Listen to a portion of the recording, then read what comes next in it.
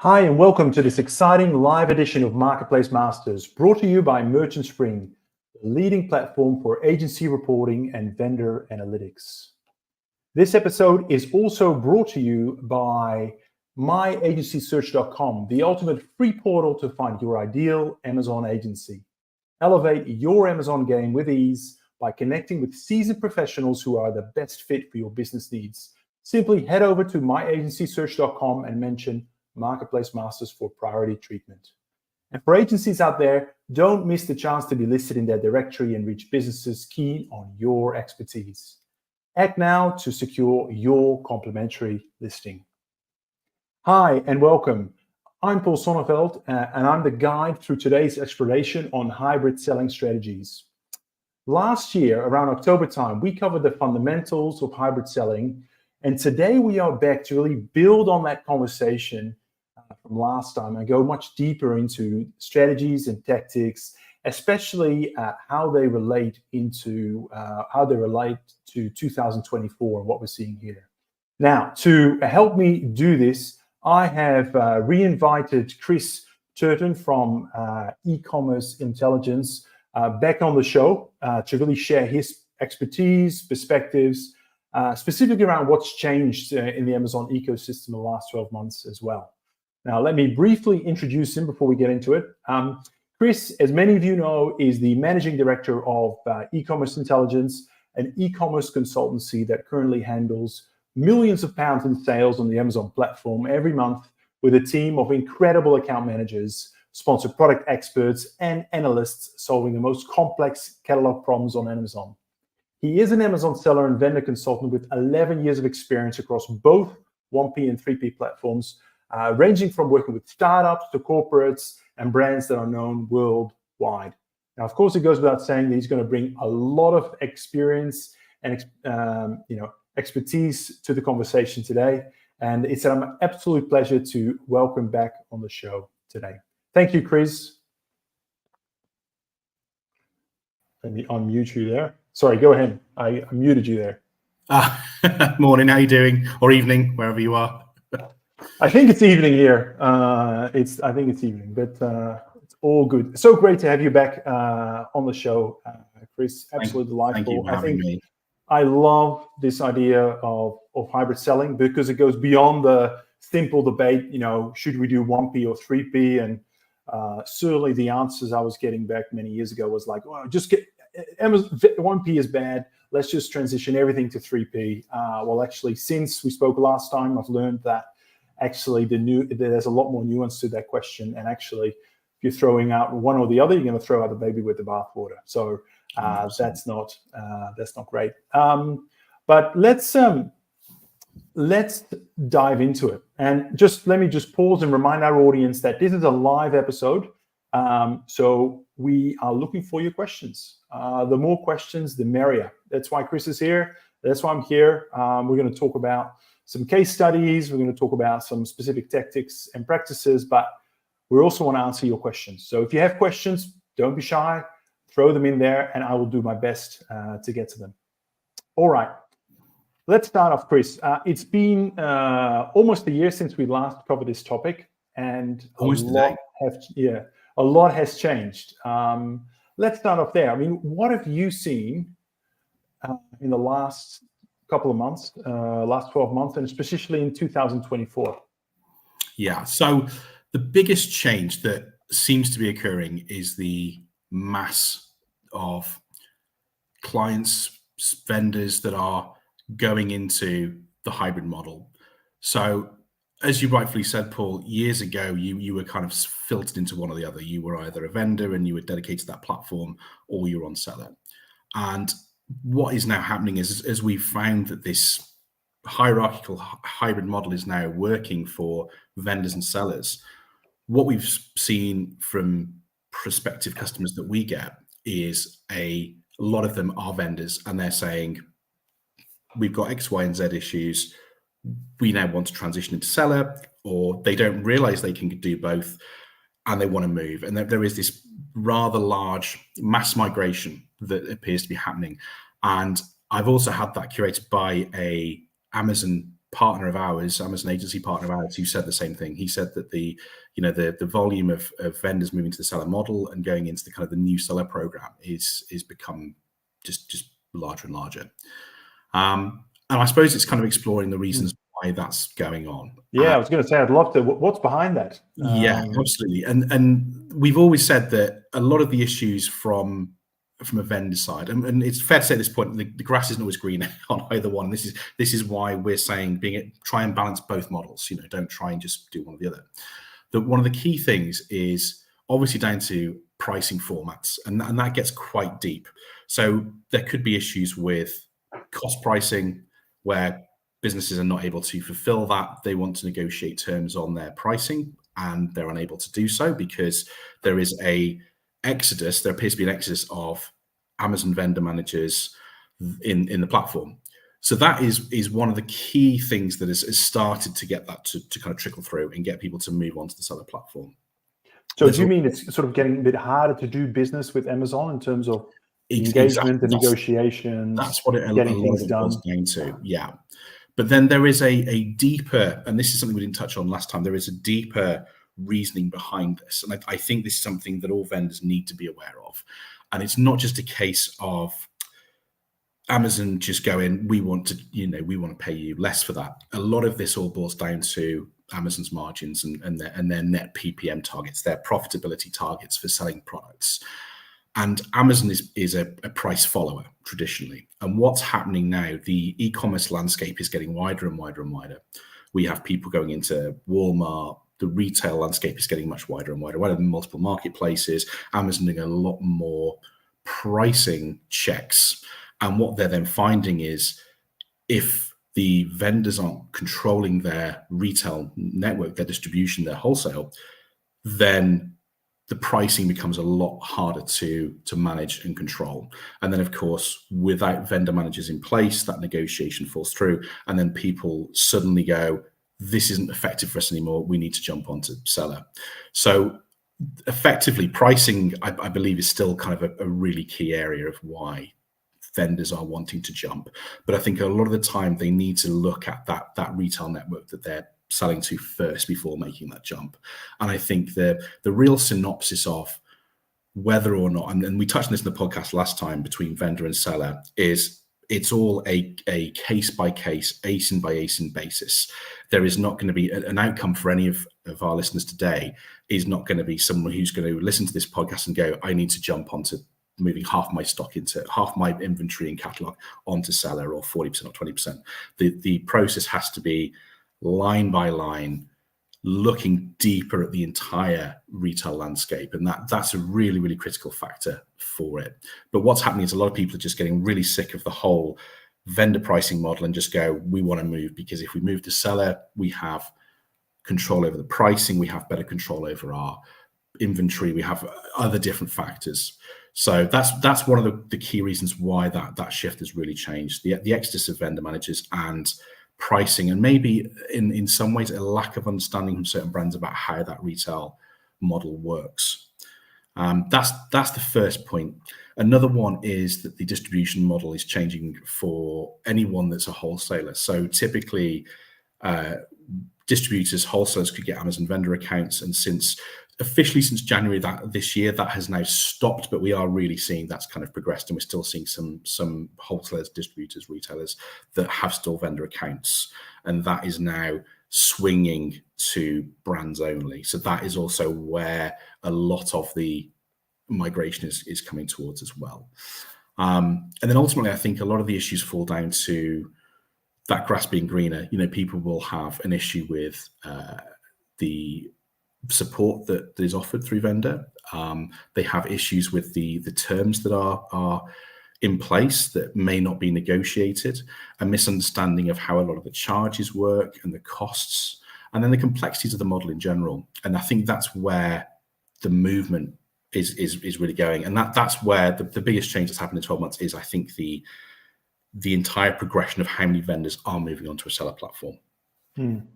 So I just want to make an important point, or at least ask you about this. When they're, in your case, coming to you and saying, look, there's all these issues with my 1P channel, right? Yeah. Including the ones you've mentioned. Many agencies will go, great, let's start the transition process. Let's transition you to 3P. It's going to take a while, but the intent is to fully transition off 1P and complete that, right? And become 3P only. Yeah. Now, purely guessing on the basis of what we've agreed to do as a topic here for this podcast, I suggest, I probably propose that is not your approach with clients. So when your vendor goes, I've had it with Amazon vendor, it's too hard, too difficult, Amazon can't get hold of anyone, can't control my price, don't know what they're ordering, I just want to close it out and migrate to 3P. I mean, how do you react to that? How do you coax them to look, let's consider a hybrid strategy here? The first point of always is to go through a list of specific questions. Do you have vendor management in place? How many POs are you getting? Is it working? Is the net PPM working? Ultimately, is the margins and budgeting structure working for you as well? That's a really cool thing, because there's no point just selling it for the sake of selling it. But every case is completely different. And the majority of our clients that were on vendor are now on hybrids. We have one that has remained on vendor because that has worked for them, and they've got all the access they need. They've got all the points that they need to be able to succeed on vendor. But it is always a case-by-case basis, or as I always say, it's an ASIN-by-ASIN basis. You've got to look at every element of your catalog. Is the product profitable? Is it working on vendor? If it's not, you need to do some costings analysis. You need to look at the true terms of what you're paying, because there's a lot of discussion about fees, because obviously FBA fees have now changed. Vendor fees differ, client by client, and you've got to really look at line by line what that is in real life. What's the most cost-effective format for you, and it all boils down to the margins of the business at the end of the day, and that's what we always look for. And I think that really goes into the central point of what we're talking about here, that the hybrid for us has been a winner for both seller and vendor. I think there's also this idea that for Amazon vendor, if you move into hybrid, that's actually damaging for vendor. And we'll go through in a minute one of our clients that we've actually grown their vendor account because of going on to hybrid that we couldn't have done purely on vendor. So there's so much power in being able to use both platforms if you're able to, and that's really a core thing. So it's a line by line, check by check, getting your numbers right, getting fancy with your spreadsheets, looking at where those margins are, where that profitability is. If Amazon are making consistent purchase orders, if there is margin in that for you, and you go on to seller, and then you go, actually the margins will be less on seller, we're not going to sell as many, keep it on vendor, keep that process going. Sure.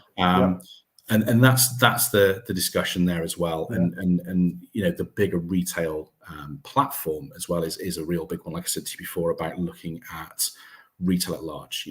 There might be 20 other retailers you're selling to that Amazon will price match against. So you have to be mindful of those prices that are, and doesn't just boil down to vendor. That is more about your retail pricing strategy, and that's again a really, really key part of it.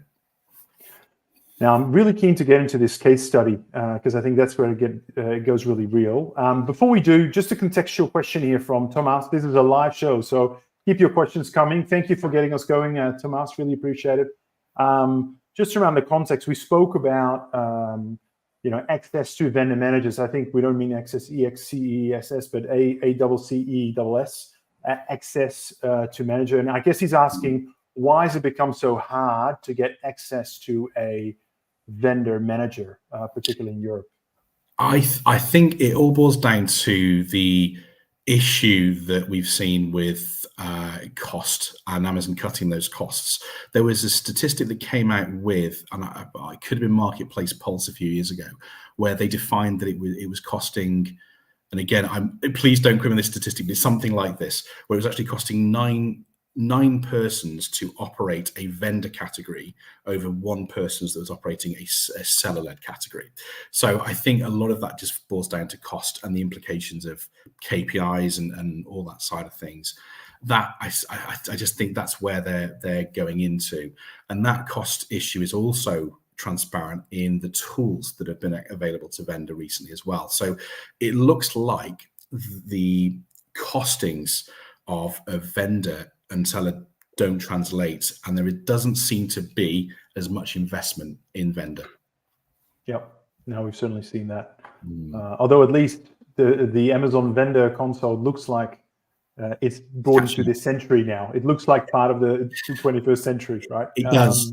Yes, they finally matched the interface. Yeah. At least the look and feel.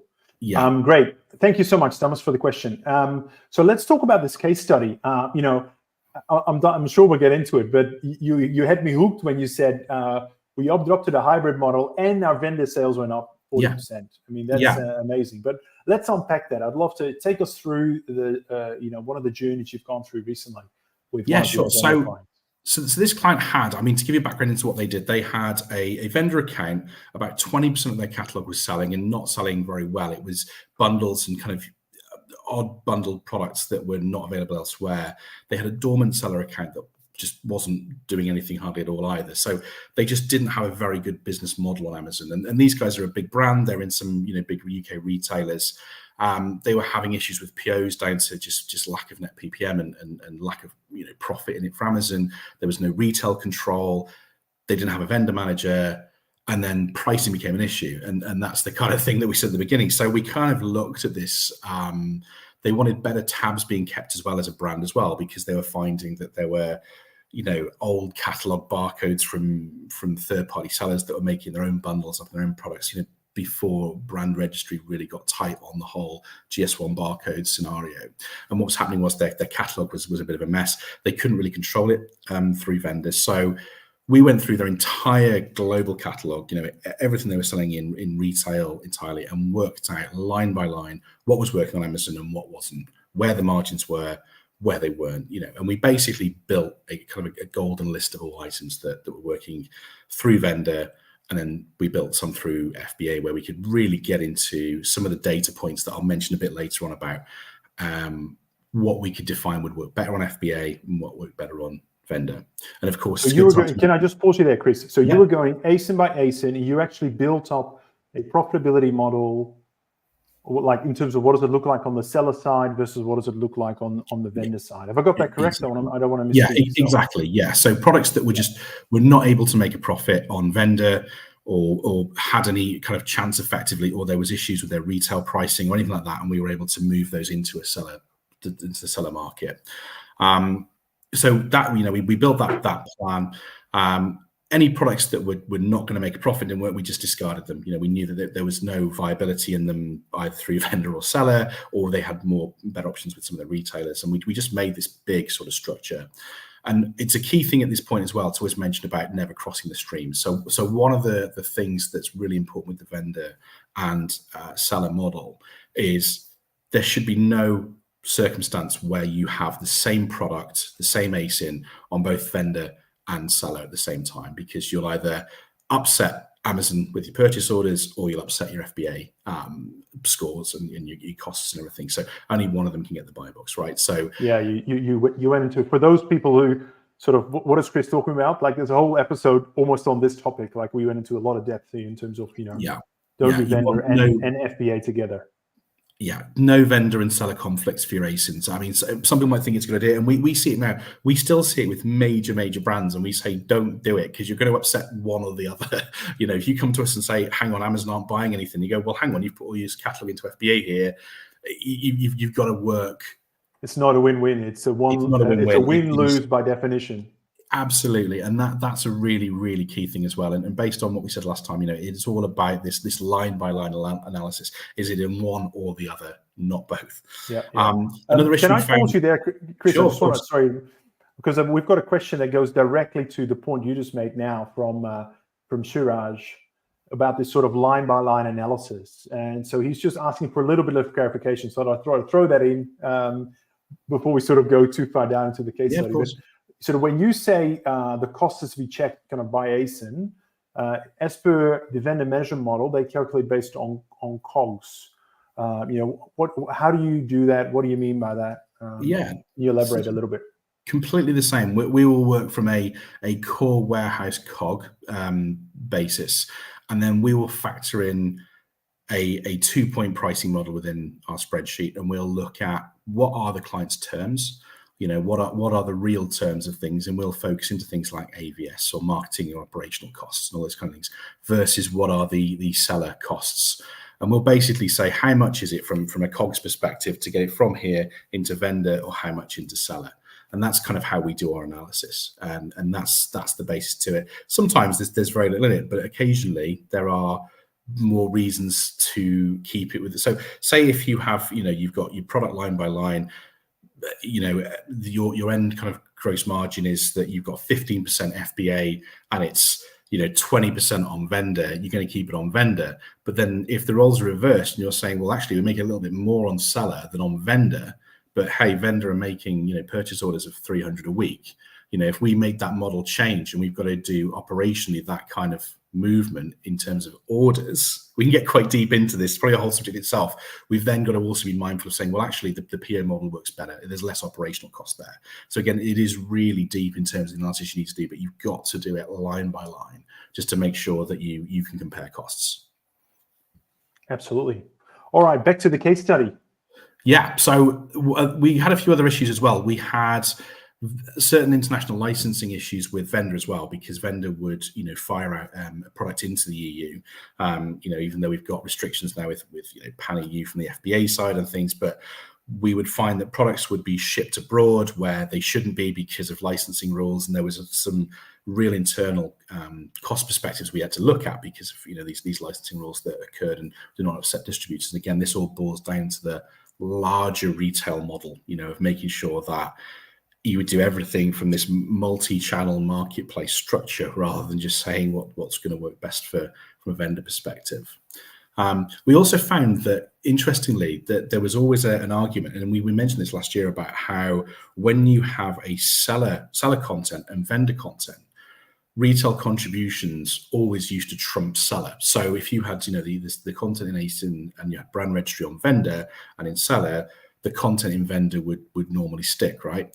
That's now changing, and that used to be you could ask them to change it, but we're now seeing that content that is being put into seller has higher authority over vendor.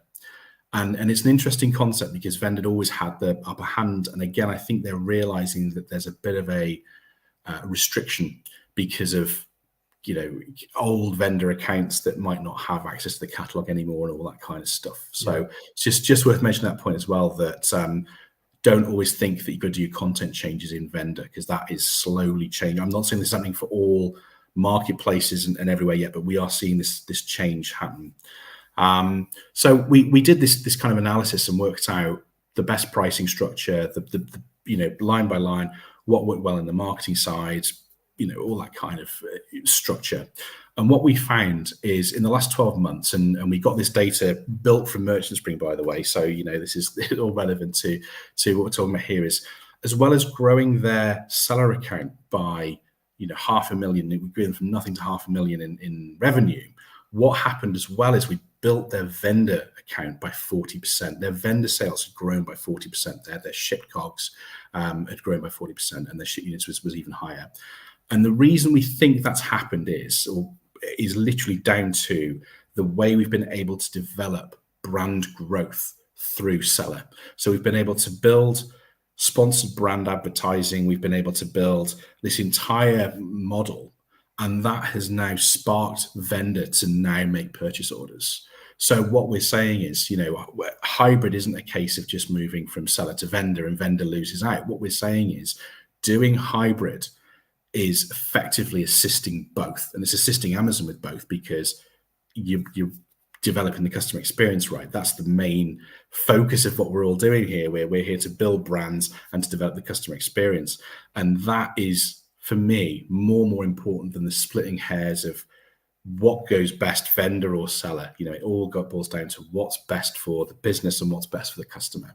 And that was just literally why that happened, by being able to purposely be able to build marketing content through seller, which is also more cost effective. And I'll probably get onto that a bit more in terms of what the data points are that are different between vendor and seller. Being able to build A+, premium A+ content, being able to develop all those brand tools and analytics tools that are within Seller helps grow the vendor account by being able to grow that brand awareness and development. And that's kind of the kind of, the whole process of why we do this, right? And that's do you mind if I just want to touch on kind of marketing and particularly advertising a bit more, because you mentioned sort of sponsored brands, running campaigns there. Obviously, you're running them. You were running them on your Seller advertising account. Talk us a little bit through how that logic sort of washed through and created that halo effect. This is where it all drills down into the data, and you'll see if you follow me on LinkedIn, I am really a data guy. And what we were able to do with Seller is Seller's data is a lot more developed than what we've got on vendor. And interestingly, before, we've had data on vendor that has now been removed, right? We had conversion rate analytics within Amazon vendor on brand registry. That has now disappeared, and there's been certain changes made there. Seller has just developed all the brand tools, all the new areas of brand development are now on Seller. So we were able to build brand store, sponsored brands within on Seller. We're able to use our business report data and brand analytic data to look at conversion rates, what products are working, what isn't working, and really kind of develop a good framework of the entire brand experience. But the actual idea of being able to build tools, so being able to build Premium A+, for instance, is more cost effective on Seller. So, unless vendor have given you some little, promotions here and there, and again, I'm going to use this as a caveat because they don't give the official price. Premium A+ will cost you about £500 on Amazon vendor at the moment, I believe, or that's what's happened before. But on Seller, it's free. So the cost format through Seller can be also more effective. Exactly the same with Amazon Vine. So again, these costs don't seem to be fixed on vendor, and you have to kind of do some digging. But we've seen Vine cost up to £1,000 on vendor, where the cost on Seller is about £170, I believe, plus the cost of the product that you're fulfilling. So there is more cost-effective tools and more available within Seller. So being able to utilize those, you can still develop your vendor brand and your vendor content through Seller. That's super interesting. I mean, presumably, Amazon vendor is moving towards a lot more self-serve models. Surely those costs must come down. But how interesting to sort of just come at it basically through the back door, or I guess that's probably the wrong analogy, but through a completely parallel platform to still do all of that work around your brand. Particularly now, obviously, that vendor no longer holds those trump cards when it comes to content and brands and all of that. Exactly. Yeah, it's becoming interesting, and I'm not sure why. I'm assuming, like I said earlier, I think it's down to the sheer costings of how the framework work. And I think vendor is going to maintain itself really well for the really big sweetheart brands. You really class top A brands. But I think what's happening is these smaller, and when I say smaller, I don't mean tiny. I mean sort of 5, 6, 7 million revenue a year businesses. They tend to go into this sort of sliding format where they're adapting to adapting to hybrid because of the limitations within vendor, and then these kind of challenges they're facing. So you can check this off if you do have a vendor and Seller account. And to all listeners, if you look at the data that's available to you, and this is a really great way and a great exercise for everyone as well to be able to look at, is if you go onto your brand analytics for Amazon vendor, you will see that you've got access to repeat purchase, top search terms, and market basket analysis. This is UK. By the way, in the US, you've obviously got more of the you've got the more customer-led, customer retention and repeat customer metrics that are available to you as well. But just in the UK and EU, those are a little bit limited. But on Seller, you've got full catalog performance, conversion rates, search query performance. You've got brand share metrics. The US has customer loyalty analytics, which I don't believe vendor has either. So they are investing so heavily in Seller, and these tools, they're brand led, right? So it doesn't matter whether they're vendor or Seller sold. You can still use those universally for your brand. There's tools like Product Opportunity Explorer as well. So it shows things like your return rates by category, and that's obviously holistic of a whole category, right? It's not a vendor or seller, it's the whole category. You can see search volumes by category, you can see demand and product return rates and all these sort of things that you can really utilize within a seller account that you would not be able to do within vendor.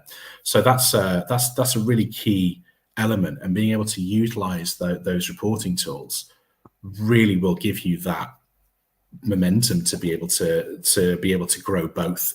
And you may even be able to grow your vendor account and be able to get some of those tools back, maybe be able to get some support from vendor internally if you're developing your brand holistically.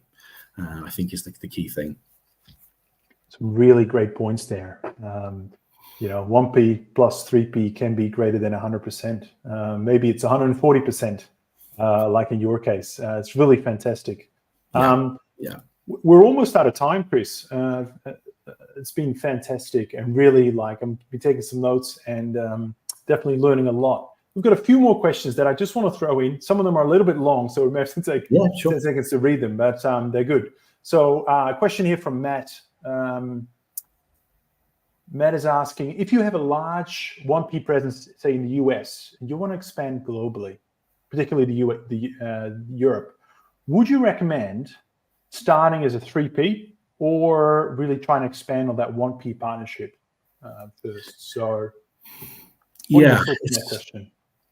it's an interesting question, because in order to obviously get onto vendor globally, you'll need to obviously get an invite and get access to the EU platform, unless you've got vendor yourself. I think the question all boils down to is how well is that working? If you've got a large US inventory and you've got vendor management in place, you've got a good business where you're getting great net PPMs from Amazon, you're getting a good return on investment from that business, I would maintain that vendor relationship, because if it's not, if it ain't broke, don't fix it.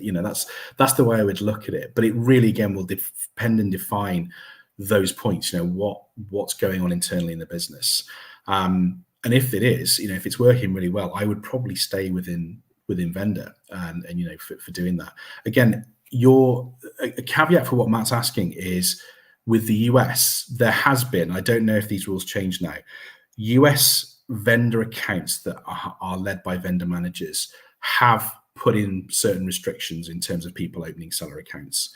And as far as I know, this only affects the US. Within the UK, Europe, I'm not sure about yourself, Paul, within the Australasia regions and things. But the US, if they've got a vendor manager, there does seem to be some restrictions in terms of that expanse of going on to seller. So you've got to also be mindful of that. I would definitely, first of all, just say, is the vendor account working? Do I have good net PPMs? Do I have good vendor management? Do I have good relationships there? Can I expand that into Europe on vendor first? If the answer is no, and you're getting limitations, you're getting restrictions, you're not getting your net PPMs, or a large part of your catalog is not working, I would certainly look at an FBA EU model. Yeah. I guess for me, a supplementary question on them would be, because we know vendor invites are hard to come by these days, unless you are on on Amazon's hit list of these are the catalog items and the brands they're looking for, it's really hard. However, if you have a strong track record, say in the US as a vendor, in your opinion, Chris, does that increase your chances of getting an invite in Europe? I don't know. I've not seen that before, because the people that are running that in terms of vendor management are very KPI to their own location, really. I think, unless there is, some additional account managers that are looking at international expansion, they tend to be quite into their own marketplace. So I'm not 100% sure in terms of how that would work. Fair question. Fair answer. Yeah. Hey, last one. Another one from Matt. Thank you so much, Matt. I really appreciate your contributions. A really good one, though. And in fact, you may want to, we've got a whole separate episode we did about, I think, 3 or 4 weeks ago about products being crept, cannot realize a profit, and all of those issues. But his question for today is, any recommendations or hearsay on what the 1 p.m. net contribution margin needs to be post shipping, fulfillment, damage, and all that. He's asking that because they're already hitting the category thresholds of net ppm, but the item is still being prepped. Any thoughts, ideas, steers for Matt on that? It really is a piece of, it's that proverbial piece of string, isn't it? It really does depend on if the category is saying that, but then others are reaching higher margin, higher targets, and they're not getting to that market. Then, if the product is crapped, get it onto seller if possible. Again, check your retail pricing and all those other points. But that I would certainly, if you're not able to achieve that, get the cost pricing to that point where it's not crapped. Get it moved. Great. Thank you so much, Chris. We're going to have to wrap up there. We're 6 minutes over. Not that I'm a great timekeeper. I don't think there's any. If you go to our YouTube channel and check out all of our vendor episodes, I don't think you'll find any that finish at 30 minutes on the dot, but I try to finish before the 40-minute mark. So let's wrap up. Of course, I want to thank you, Chris, for coming on the show again today, just sharing your expertise. I love the fact that you went through the real case study. To me, the plus 40% whilst going hybrid sounds too good to be true, but actually it is true. And you've taken us through some of those points and the evidence is there. So that's been absolutely fantastic. Maybe there's some vendors that are listening here and then want to maybe talk with you a little bit more around, hey, I'm thinking about hybrid, or I'm thinking about getting rid of vendor altogether. Continue the conversation. What's the best way for them to get hold of you? You know me, Paul. I'm a bit of a LinkedIn, a daily LinkedIner. So LinkedIn's probably the best place to get me if you look for Chris Turton. I'm also on TikTok. You can find Ecommerce Intelligence on YouTube, or email us, which is just hello and then at my name, christurtonecommerce.com. Perfect. Here, I thought you were a vendor expert, but it sounds like you're a social media expert as well. No, I just like to rant like I do on those things. All right. Well, Chris, thank you so much. I really appreciate it. We'll talk again. Paul. Thank you. Bye. Bye-bye. All right, everyone. That is a wrap for today. I hope you enjoyed today's follow-up episode on hybrid selling in terms of an Amazon vendor and doing both 3P and 1P together, and how you do both of them together to create a bigger, what do they call it? Some of the parts. I'm thinking pie for some reason. Now, of course, if you are looking to streamline your analytics, vendor analytics, 3P analytics, combine it all together, see it all in one place, Merchant Spring is certainly worth exploring. Feel free to hit me up on LinkedIn or get in touch with me via our website. That's merchantspring.io, and I'd love to show you how our analytics platform can potentially help you. Lastly, I am all ears about what you want to hear next. If you are an Amazon vendor and you've got specific questions and topics that you love for me to tackle, or at least find an expert to help me tackle it, please send it through. Drop me a message on LinkedIn, and I will do my best to find a relevant expert and speaker. All right, until next time, keep thriving. Thank you so much, and we'll see you very, very soon. Take care.